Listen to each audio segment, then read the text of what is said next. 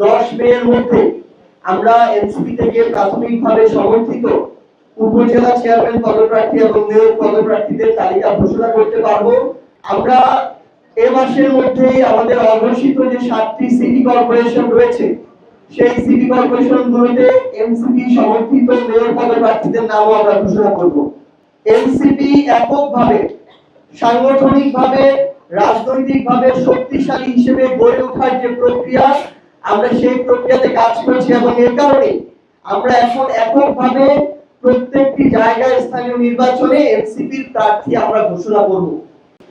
2009 সালের বিডিআর হত্যাকাণ্ডে যে 74 জনকে হত্যা করা হয়েছে, 13 সালে শাপলা চত্বরে 67 জনকে হত্যা করা হয়েছে, 21 সালে মোদী বিরোধী আন্দোলনে 19 জনকে হত্যা করা হয়েছে এবং সর্বশেষ 24 অভ্যুত্থানে 1000-এর অধিক মানুষকে প্রত্যক্ষভাবে শেখ হাসিনা এবং তার দোসরদের নেতৃত্বে নির্দেশনায় যাদেরকে হত্যা করা হয়েছে আমরা তাদেরকে শ্রদ্ধার সাথে স্মরণ করছি এবং তাদের এই হত্যাকাণ্ডের যেন উপযুক্ত বিচার হয়, দোষীরা যেন সর্বোচ্চ শাস্তির সম্মুখীন হয়, এটাই জাতীয় নাগরিক পার্টি এনসিপি সবসময় চায় এবং এটার সাথে সবসময় থাকবে। আজকে আমাদের সাথে যারা যুক্ত হয়েছেন আমরা তাদেরকে এনসিপির পক্ষ থেকে অভিনন্দন জানাতে চাই। আজকে আমাদের এখানে সম্মানিত একজন শিক্ষাবিদ যুক্ত হয়েছেন যিনি একই সাথে মুক্তিযুদ্ধে অংশগ্রহণ করেছেন এবং আমরা গাজীপুরে যে ঐতিহ্যবাহী শিক্ষা প্রতিষ্ঠানগুলো প্রায় 10টির অধিক শিক্ষা প্রতিষ্ঠানে বর্তমান রানিং প্রায় 15,000 শিক্ষার্থী পড়াশোনা করছে, যেগুলোতে তিনি তার জায়গা থেকে এই শিক্ষা প্রতিষ্ঠানগুলো পরিচালনা করেন এবং একজন বরেণ্য শিক্ষাবিদ হিসেবে আমরা আমাদের সম্মানিত আরিফ স্যার সহ আব্দুল্লাহ মোহাম্মদ হোসাইন ভাই এবং ডক্টর মোহাম্মদ নাদিমুর রহমান ভাই তিনারা আজকে আমাদের এখানে যুক্ত হচ্ছেন। শুরু থেকে একটা কথা ছিল যে এনসিপি তরুণদের দল, অনেকেই বলেছিলেন আমাদেরকে পরামর্শ দিয়েছিলেন যে তরুণদের সাথে আমাদের যারা অগ্রজ রয়েছে তাদের অভিজ্ঞতা তাদের পরামর্শের একটা সংমিশ্রণ প্রয়োজন।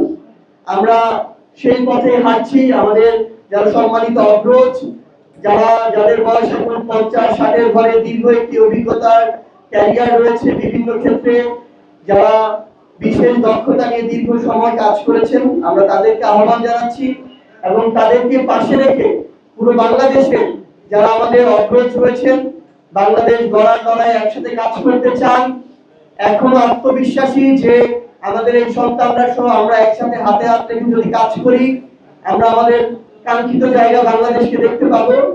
আমরা এনসিপির পক্ষ থেকে তাদেরকে আহ্বান জানাই যে আপনারা যে জায়গায় ইচ্ছা কেন্দ্রীয় কমিটি থেকে শুরু করে স্থানীয়ভাবে আপনারা যুক্ত হয়ে আমাদের এনসিপির সাথে কাজ করতে পারেন। আমরা আপনাদেরকে নেয়ার জন্য সবসময় প্রস্তুত আছি। আমি যেহেতু স্থানীয় নির্বাচন পরিচালনা কমিটির দায়িত্ব পালন করছি সেই জায়গা নিয়ে কয়েকটি পয়েন্ট বলতে চাই। 30 এপ্রিলের মধ্যে আমাদের 100টি উপজেলা এবং পৌরসভার উপজেলা চেয়ারম্যান এবং পৌর মেয়র প্রার্থী দেওয়ার কথা ছিল, কিন্তু আমাদের ব্যক্তিগত এবং সামগ্রিক কিছু সমস্যার কারণে আমরা কিছুটা আমাদের তারিখটি পিছিয়ে নিয়েছি। আমরা আশা করছি আগামী 10 মে এর মধ্যে আমরা এনসিপি থেকে প্রাথমিকভাবে সমর্থিত উপজেলা চেয়ারম্যান পদপ্রার্থী এবং মেয়র পদপ্রার্থীদের তালিকা ঘোষণা করতে পারবো এবং আমরা এ মাসের মধ্যেই আমাদের অঘোষিত যে 7টি সিটি কর্পোরেশন রয়েছে সেই সিটি কর্পোরেশনগুলোতে এনসিপি সমর্থিত মেয়র পদপ্রার্থীদের নামও আমরা ঘোষণা করব।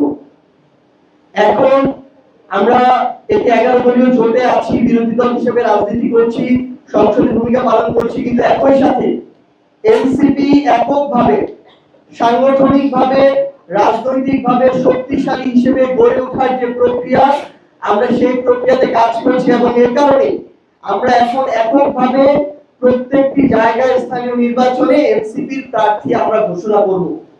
পরবর্তীতে যদি দেশের স্বার্থে জনগণের স্বার্থে দীর্ঘমেয়াদী কল্যাণের স্বার্থে আমাদের কোনো স্থানীয় নির্বাচনে জোর করতে হয় সেটা তখনকার সিদ্ধান্ত।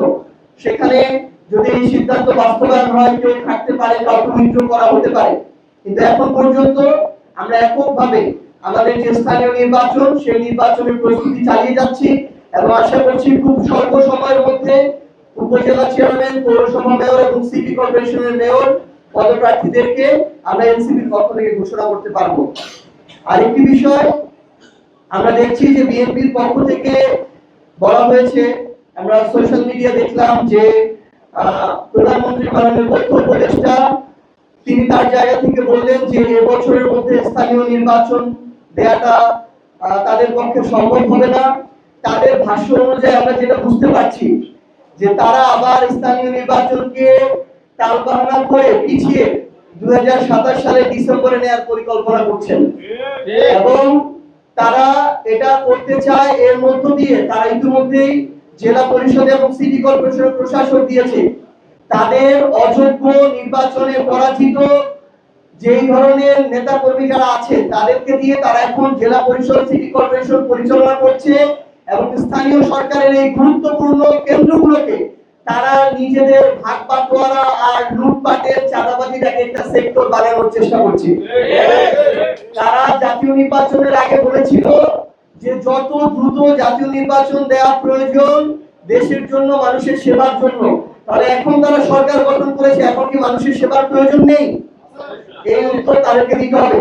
উপজেলা পর্যায়ে কোন উপজেলা চেয়ারম্যান এই মুহূর্তে নেই। তারা আবার তাদের পূর্বে ক্ষমতাকে কুক্ষিগত করার যে পায়তারা, সেই পায়তারা শুরু করছে। তাদের আমরা কথা শুনতে পাচ্ছি তারা নাকি উপজেলা পরিষদ বিলুপ্ত করার চেষ্টা করছে। এই ধরনের ক্ষমতাকে কুক্ষিগত করা, তাদের সংখ্যাগরিষ্ঠ এমপিদের মধ্যে দেশের জনগণের সকল অধিকারকে পুঞ্জীভূত করে সেখানে ছড়ি ঘুরানো, এই ধরনের তারা যদি অপশাসন আবার কায়েম করতে চায় এটা তাদের জন্য হিতে বিপরীত হবে। এই জন্য আমরা তাদেরকে আহ্বান করব অতি দ্রুত সময়ের মধ্যে সিটি কর্পোরেশন এবং উপজেলা ও পৌরসভা নির্বাচন যেন তারা এই বছরের মধ্যেই তাদেরকে দিতে হবে। তারা বিরোধী দল এবং বিরোধী দলীয় জোটকে রাজপথে নামার জন্য সকল ধরনের অপকর্ম এবং অপসিদ্ধান্ত তারা গ্রহণ করবে।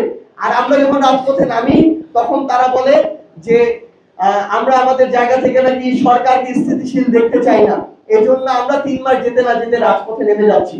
তো আমরা তাদেরকে আহ্বান করব যে বিরোধী দল আমাদের যেন রাজপথে না নামতে হয়, আপনাদেরকে ওই সিদ্ধান্তটা নিতে হবে এবং স্থানীয় নির্বাচনকে নিয়ে কোনো ধরনের পায়তারা করার সুযোগ নেই। এবছরের ডিসেম্বরের মধ্যেই আমরা সিটি কর্পোরেশন, উপজেলা পরিষদ এবং পৌর মেয়রের যে স্থানীয় নির্বাচন, সেই নির্বাচনগুলো দেখতে চাই এবং সেই অনুযায়ী এই নির্বাচন কমিশন এবং স্থানীয় সরকারকে প্রস্তুতি নিতে হবে।